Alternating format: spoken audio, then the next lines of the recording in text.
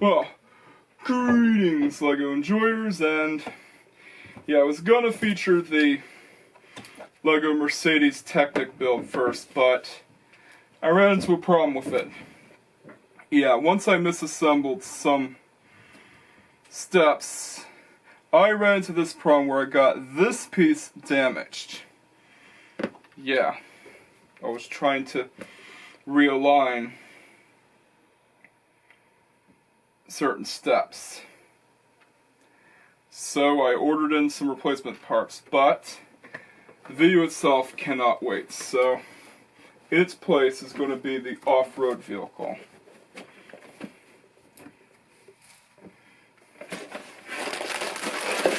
Yeah, the third and final vehicle of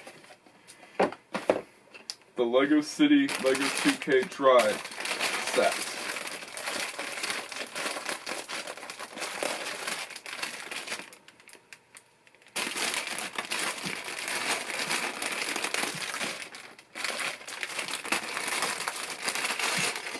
Yeah, and I can already tell that this is going to be the biggest one of them all. Because of how much pieces it has.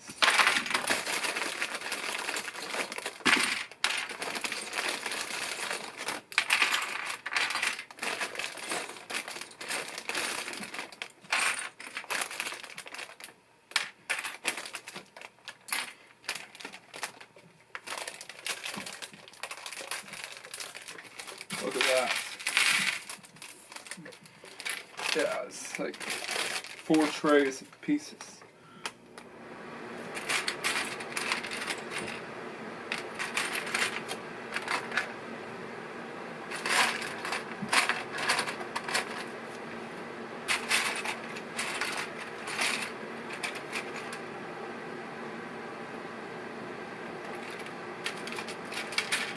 Yeah, I got the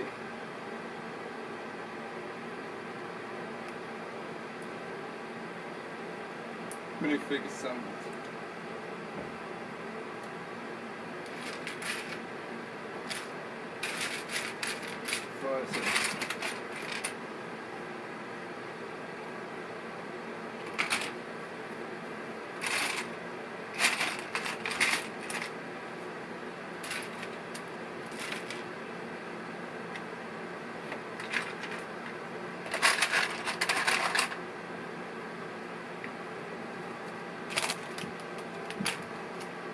There it is.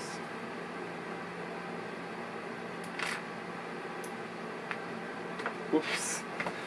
Flew off while I tried to clip it in.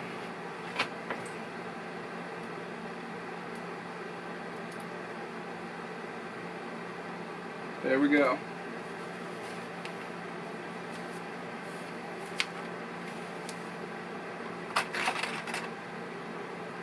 Now let's get building. Let's get the truck built.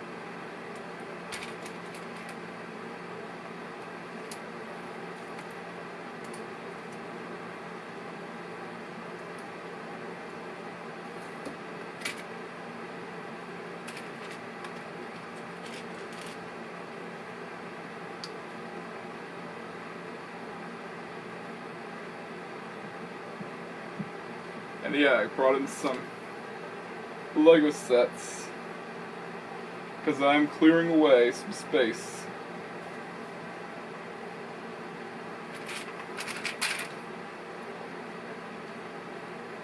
Until I get more built.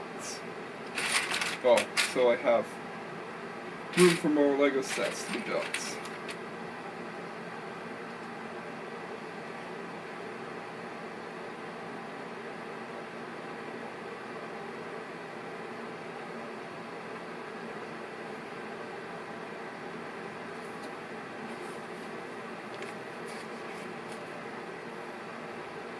Yeah, it does imply that this vehicle is electric because it has a charging plug, or at least a hybrid.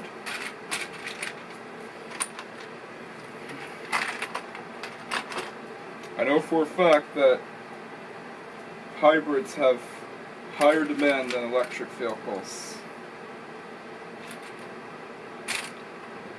And Toyota realized this.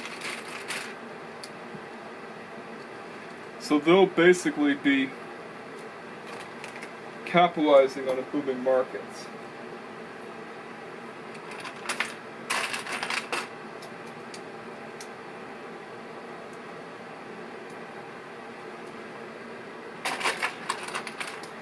Yeah.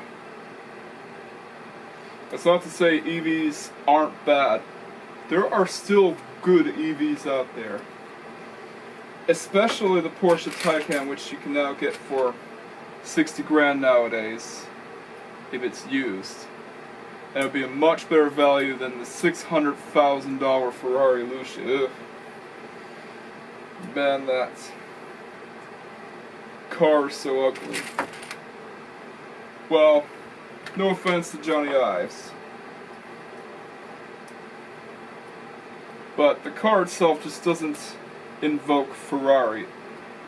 It does look kind of like a futuristic car, but it doesn't look like a Ferrari. Yeah, I actually do like Johnny Ives' products that he designed, especially the iMac, but I don't think that his designs translate well in the automobile world. Especially compared to Tesla. Yeah, Tesla is doing well in terms of EV sales.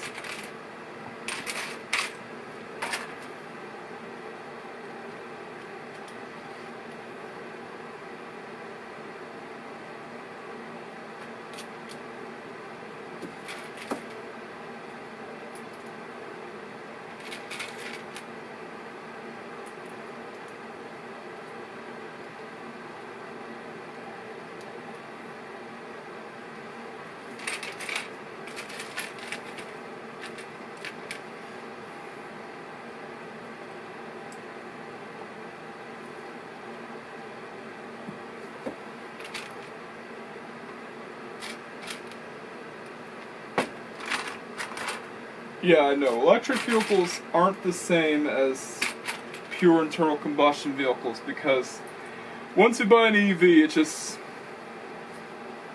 doesn't have any problems. If a part goes bad, like if the battery goes bad or if the motor goes bad, all you have to do is just replace it. It's appliance mentality. It's not like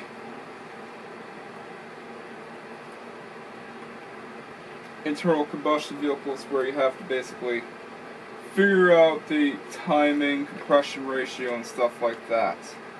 With EVs, you just replace a part and Bob's your uncle.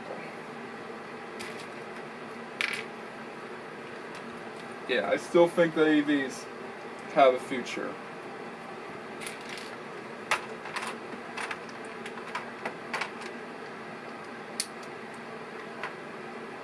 It's just that demand outside of Teslas and Lucids and what else?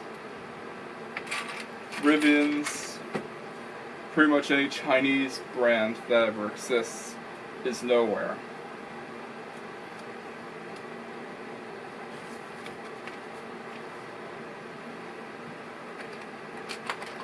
Yeah. There's little to no demand with EVs outside of Tesla and other brands.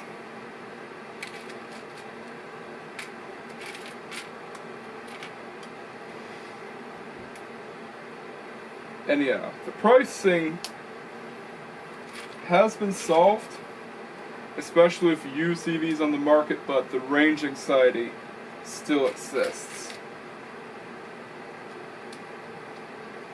And I think that EVs are also good vehicles to get for the rising gas prices. Yeah, like, I'm actually shocked that some people will decide to buy an internal combustion vehicle and give up on EVs, considering that current world affairs has raised up gas prices, and EVs are more crucial than ever in our day and age, because gas prices have gone up.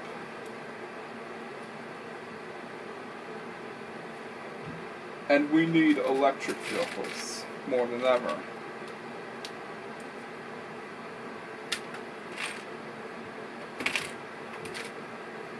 But still, there's no reason for anyone to buy big gas-guzzling EVs in the midst of current world affair gas prices. Yeah, I do not want to talk politics, but I think that EVs are crucial.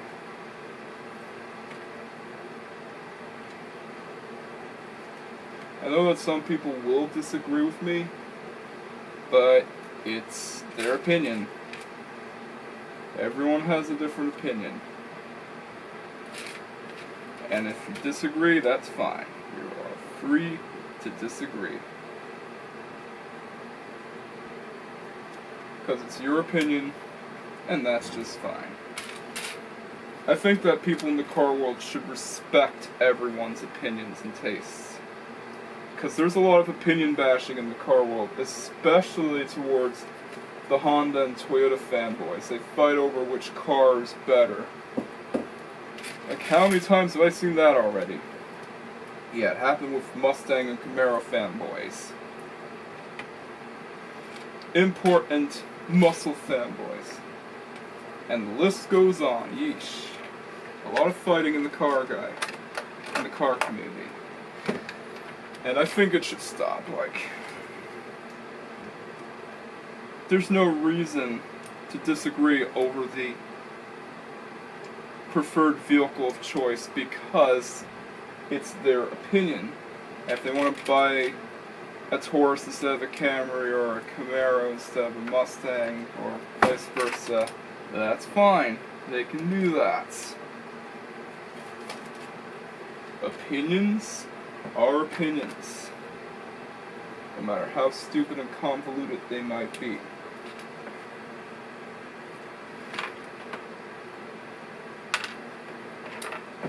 But it is the internet after all, so what do you expect?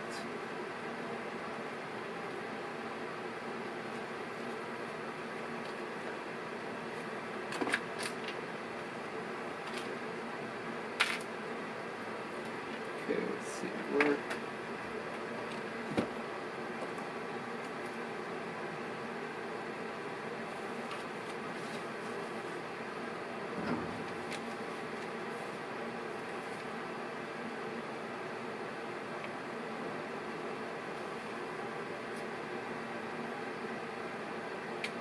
Pry off this piece and get this piece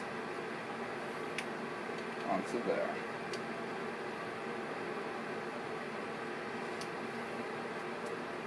Yeah.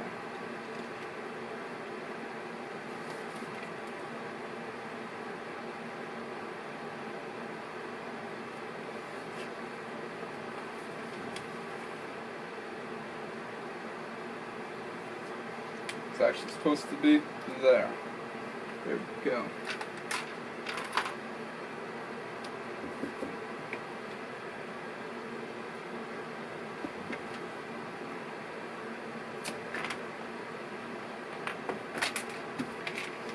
Yeah, like, who cares what vehicle you pick, because at the end of the day, it's your choice. Come on, get on there.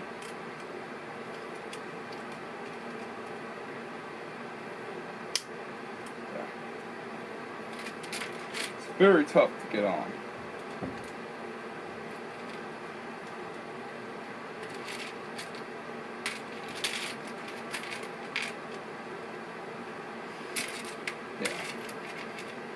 do not argue with internal combustion purists. Because there's no reasoning with them if you're an EV guy.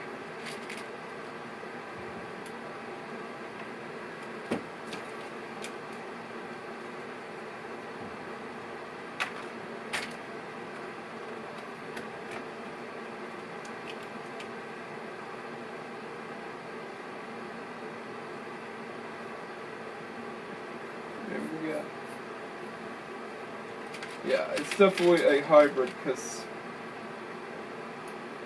it has what appears to be an engine block. Or could be an EV battery.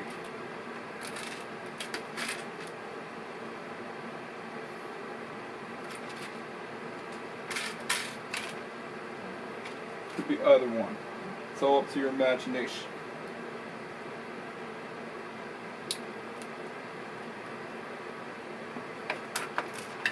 Imagination is there, fill in the blanks.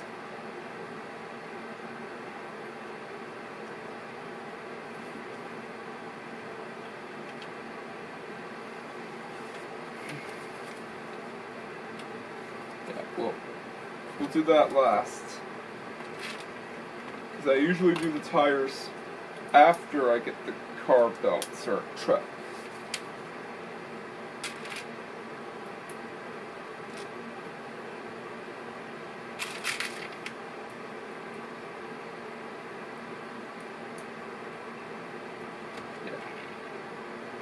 Electric vehicles, to me,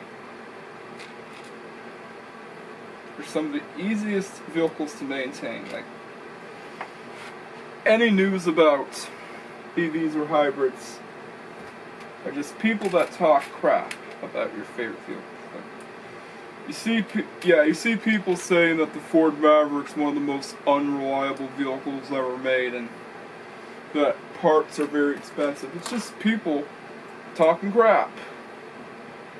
Because once you actually get a Ford Maverick, it is much more reliable than any pure internal combustion vehicle there is. Because it's hybrid. It's a hybrid, and hybrids help improve the engine life. And because they're naturally aspirated, you don't have to worry about maintenance as much. Yeah, you still have to worry about maintenance, but it's not as bad compared to pure internal combustion vehicles, which a lot of them nowadays have turbochargers. And turbochargers are just as expensive to replace as hybrid batteries or electric motors. So it's not really any more expensive. It's just preference. I actually like the Ford Maverick, the truck. It's a pretty good vehicle. Yeah, I thought that Ford was trying to insult one of their good names at first, but I now have an open mind over the Ford Maverick. It is a very good truck. It's fuel efficient, and it can carry a lot of things. It's got all the benefits of a truck and all the benefits of a car. What more can you ask for? Well, towing probably, but let's be real here. Not that many people who buy a truck buy it to tow stuff. And not that many people who buy a van buy it to tow stuff either. If you're buying a Ford Maverick, you're not going to use it as a towing vehicle. You just need something to carry a lot of stuff. That's it. You're just here to buy a truck that is both fuel efficient and can carry a lot of things. It's the best of both worlds. It's a Ford Maverick. It's a really cool thing. Yeah, no. Some people will debate that it's not a real truck, but a truck is a truck. No matter if it's made from Lego bricks or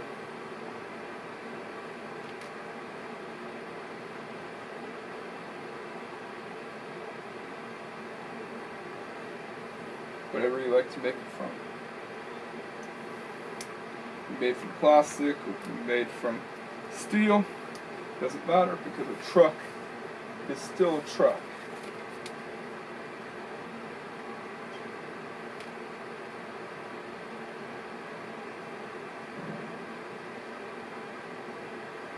Yeah, the Honda Ridgeline is also mocked, but it's an urban truck. It's not meant to be a woods truck.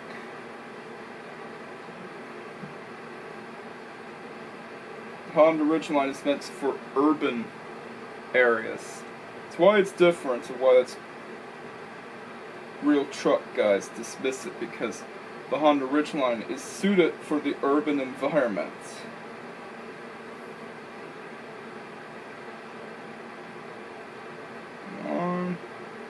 These pieces are always a pain to get in.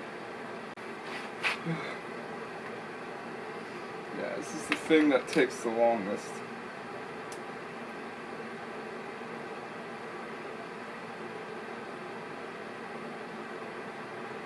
Forward. Yeah. And, just like that, we're done. We're almost done. Just need to put on the tires. Yeah, it's a hybrid just like a Ford Maverick. Ford Maverick. It's literally the best of both worlds. Yeah, it doesn't do well in towing, but not a lot of people who buy trucks buy them for towing. And not everyone's going to afford a boat. So yeah. The Ford Maverick is great for anyone, as long as you don't buy it for towing stuff. It's not like you buy trucks to tow things. So yeah, we've got our set complete.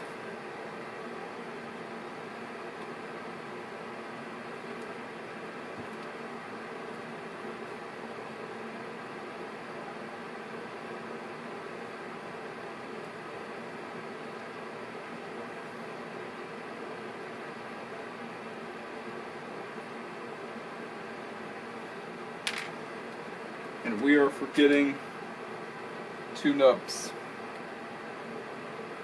in the front bumper. There we go. It is finished. Let's take a closer look at it, shall we? And here it is. Yep, it's a truck, or SUV, or whatever you like to call it. Let's put the minifigure inside the Jeep. Yeah, it's pretty much similar to how you put minifigures inside Lego vehicles. Yeah. And you could also swap around the parts if you wanted to, but I'm not going to do that. So for size comparison, it's taller than the sports car, and also taller than the boat.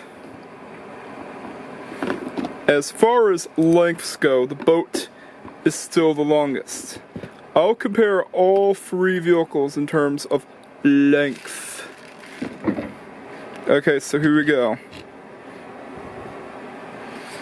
Not counting the lightning bolts from the rear, the truck is actually a bit shorter than the sports car, but it's taller than the other ones though. So yeah, you get three vehicles in one. But anyways, it's time to wrap this segment up and head on over to the 3 Formula 1 race reviews. Greetings F1 enjoyers, and welcome to this year's Monaco Grand Prix, where it's now held during June. And oh man, this race was a freaking disaster. This year's Monaco GP begins with the formation lap to get to the grid, as Formula 1 does not do rolling starts, and Bortoletto has to start in the pit lane. What a way to start the race, am I right? Dang it! Anyways, the race starts with a formation lap and Antonelli jumping to the lead. Ah crap, Max Verstappen stalls at the start line. Dang it! And he's in the pits. Hamilton has moved up to second. George Russell also gets noted by the stewards for a false start. Not again. And Verstappen is out of the race. Dang it. Not another Verstappen retirement. I always hate it when that happens. So far, not much is going on even with the smaller 2026 cars, as overtaking is still difficult in Monaco. No further investigation is needed for George Russell. Phew.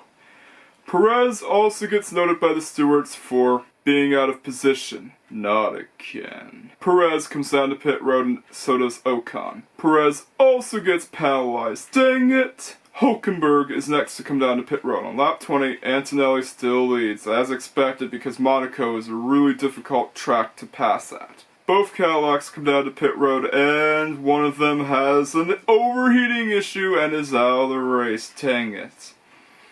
George Russell is trying to get past Isaac Hadjar, but it's difficult as Monaco is not known for overtaking. Hadjar also holds him off. Leclerc also nearly cuts the chicane as he goes wide. Here we go. George Russell attempts to get past Isaac Hadjar again, but he couldn't do it. Antonelli now has a 10-second lead gap. Ah crap, George Russell might get penalized for cutting the chicane again. Hamilton comes down to pit road. His teammate Leclerc is now in second. Holy crapper, George Russell finally gets past Isaac Hadjar by doing the undercut. But he still has that penalty, so don't count him out just yet. Oh no, George Russell gets penalized for going too fast on pit road. And Lewis Hamilton also gets penalized for going too fast off pit road. Dang it, not another one. And the race gets yellow flagged. The safety car also had to get deployed. Kimi Antonelli pits in during the safety car period. Despite some issues, he still leads. Norris is also out of the race. Anyways, the safety car period has ended and the race restarts with... Oh no! Charles Leclerc hits the wall! No! After George Russell gets penalized for failing to serve his penalty, the race gets red flagged because the freaking track is literally falling apart. Yeah, I thought that Michigan had a really bad issue with the safer barrier repairs, but Monaco really takes that issue and turns it up to 11.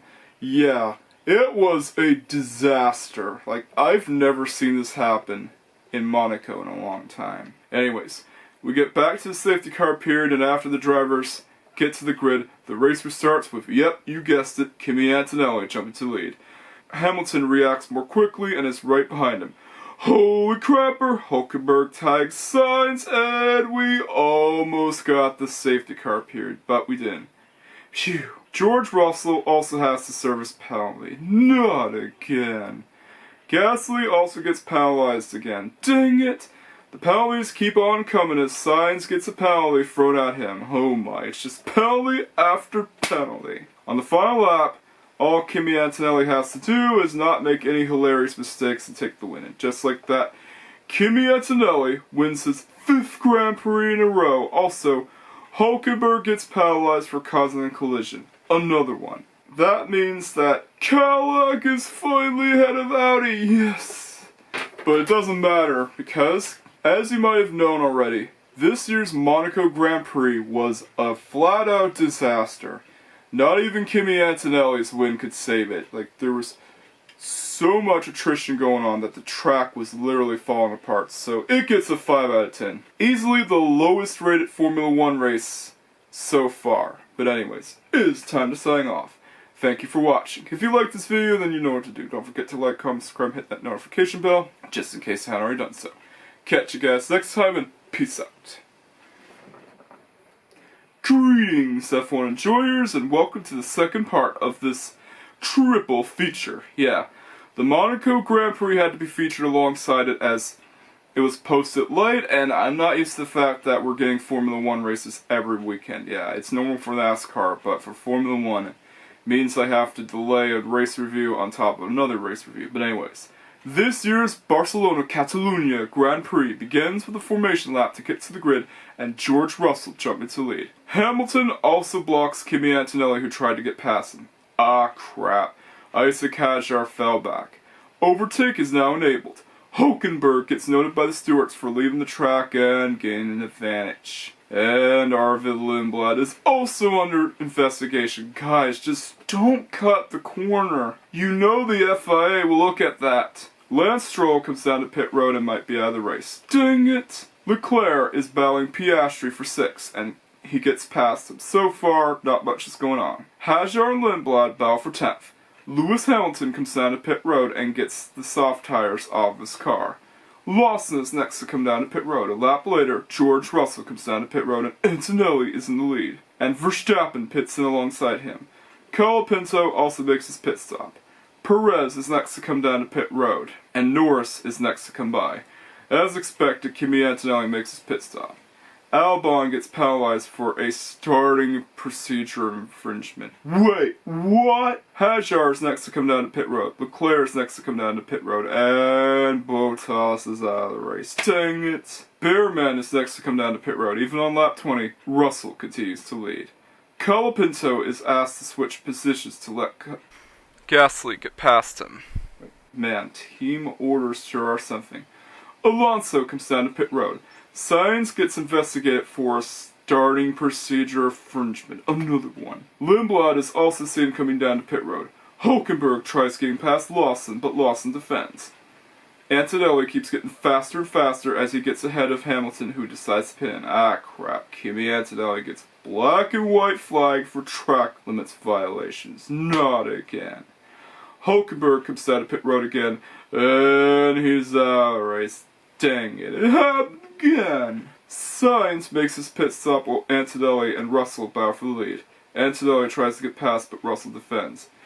He tries again, and Russell defends. Holy crapper, this is getting intense. Russell comes down to pit road, and Antonelli joins in alongside him. Hamilton is out on the lead, and the race gets yellow flagged. Oh no. Fernando Alonso loses control and goes off track. Verstappen pits in during the virtual safety car period and Hamilton then joins in. The virtual safety car period has ended and Lewis Hamilton continues to lead. And Lewis Hamilton gets noted by the stewards for a yellow flag of infringement. No further investigation is needed for Lewis Hamilton as he continues to lead. Antonelli and Russell battle for 2nd. Hajar comes down to pit road. Here we go. Antonelli gets past Russell. Russell tries to get 2nd back, but he couldn't. And Kimi Antonelli stalls right when he gets past George Russell. Ah crap, this will affect his points tally for sure. And the race gets yellow flagged again. The virtual safety car got deployed again. Leclerc comes down to pit road to do the usual Ferrari strat. And Lewis Hamilton takes the win. Yeah, it was a very short lap because it was a very long safety car period. As expected, we get the driver interviews, driver talk at the cooldown room, and the winning driver's dash 11 that gets played at victory lane. Yeah. For the fact that Lewis Hamilton won his first race in 2 years, because I think his last victory was in 2024, this race gets a 9 out of 10. It was the first time that Lewis Hamilton had ever won a race in 2 years. And also the first time that he's won a race in Ferrari. And also the first time that anybody except Mercedes has won. Yeah. Pretty good race, but unfortunately it was ruined by the safety car. But still, it gets the point just for Lewis Hamilton's win. But anyways, it is time to sign off. Thank you for watching. If you like this video, then you know what to do. Don't forget to like, comment, subscribe, and hit that notification bell just in case I haven't done so. Catch you guys next time. Peace out. Greetings F1 enjoyers and welcome to this year's Austrian Grand Prix. There's also a heat warning in effect and the drivers are required to have their cooling devices. Dang, it must be hot in Austria. But anyways, this year's Austrian Grand Prix begins with the formation lap to get to the grid and George Russell jump into the lead. Yeah, you thought Kimi Antonelli would jump to the lead, but no, it's the Carson Hocevar of Formula 1. Yeah, like, I call him the Carson Hocevar of Formula 1 due to his height, and the fact that he's one of the tallest guys in Formula 1, and he's kind of like Carson Hocevar in a certain way. But let's focus on the race review, shall we? Norris attempts to get past Verstappen, but Verstappen holds him off. Oh no. Kimi Antonelli goes off track. Holy crapper! Lewis Hamilton forces his way through Charles Leclerc. Antonelli gets past Leclerc for third, but he had to give it back as he went off track again. Dang it. Verstappen gets past Leclerc and is now in third. Holy crapper, he's on the podium! Yes! Antonelli gets noted by the stewards for leaving the track and gaining advantage. Not again. Ah, crap. Liam Lawson's car starts overheating and Bottas is out of the race. Dang it. Not again with Cadillac. Man, Cadillac is really sucking right now. Hopefully, they'll get better next year. Ah, crap. This is not looking good for Cadillac. Especially when they're not doing as good as people thought they were. Antonelli and Leclerc battle for fourth. Antonelli tries to get past, but Leclerc defends. Antonelli gets past Leclerc as he used up a lot of energy. Hamilton gets his lap time deleted as he went off track. He is also in danger of losing second to Verstappen. Holy crapper! Max Verstappen takes second from Lewis Hamilton. Now that's what I'm talking about, man. But he then loses second to Hamilton until he tries taking it back and he locks up. Come on, Verstappen, get past him! Lewis Hamilton is starting to move through the field. Verstappen comes down to pit road, but he still falls behind Lewis Hamilton. George Russell is next to come down to pit road and stays ahead of Lewis Hamilton. Yes! Keep him behind you. Antonelli is in the lead while Lando Norris comes down to pit road. Holy crapper, Verstappen gets the late lunge! But Hamilton gets third back until Max Verstappen forces him to brake really hard, and that causes Max Verstappen to get third. Lando Norris goes wide, and the race gets yellow flagged as Sainz stalled. Not again. Kimi Antonelli makes his pit stop and George Russell gets the lead back. Lewis Hamilton also comes down to pit road during the virtual safety car period. But anyways, the VSC period has now ended and the race restarts with George Russell continuing to lead. Holy crapper! Kimi Antonelli gets past Charles Leclerc and is now in third. Now that is a smooth move. Alex Albon gets noted by the stewards for yellow flag infringement. Man, nothing gets by the stewards. No further investigation for Stroll. Verstappen is cutting away at Russell's lead gap. Piastri gets past both Ferraris, and Leclerc also stays ahead of his teammate, Lewis Hamilton. And they are racing each other. Leclerc also comes down to pit road. Here we go. Max Verstappen is getting closer and closer to George Russell. Wait, how did Lando Norris get in fourth? Russell comes down to pit road as he does the undercut. Holy crapper, Max Verstappen is in the lead. Lance Stroll gets noted by the stewards for ignoring blue flags. Please don't be like Nikita Mazepin. Here we go. Max Verstappen comes down to pit road, and the race gets yellow flagged again. The virtual safety car had to get deployed. The VSC ended rather quickly and George Russell continued to lead. No further investigation for Ocon. Even when Kimi Antonelli gets the fastest lap, Verstappen keeps second. Holy crapper! Hadjar gets past Leclerc. Now that's something you don't see every day. Also, no further investigation for Lando Norris. George Russell goes wide. Even on lap 68, no lead changes. Yeah, you'd think that Max Verstappen would really dash by George Russell late into the race, but nope. George Russell is somehow keeping up pace with him, even though he's literally taller than Max Verstappen. He's like 6'2", man, jeez. It's really tall for a Formula 1 driver. On the final lap, the battle for second is on. And just like that, George Russell wins this year's Austrian Grand Prix while Max Verstappen holds off Kimi Antonelli. While Max Verstappen didn't win, it was still impressive that he was able to get second, especially when he was struggling this year. It was still a good race, but not nearly as exciting as Mercedes' other wins so far. So yeah, it gets an 8 out of 10. I thought the race was good, and it gets an extra point for Verstappen's podium finish, and that's where Max Verstappen belongs, on the podium. As expected, we get the driver interviews, driver talk in the cooldown room, and the winning driver's national anthem that gets played in the podium. But anyways, it is time to sign off. And thank you for watching. If you liked this video, then you know what to do. Don't forget to like, comment, subscribe, and hit that notification bell just in case I haven't done so. Catch you guys next time. Peace out.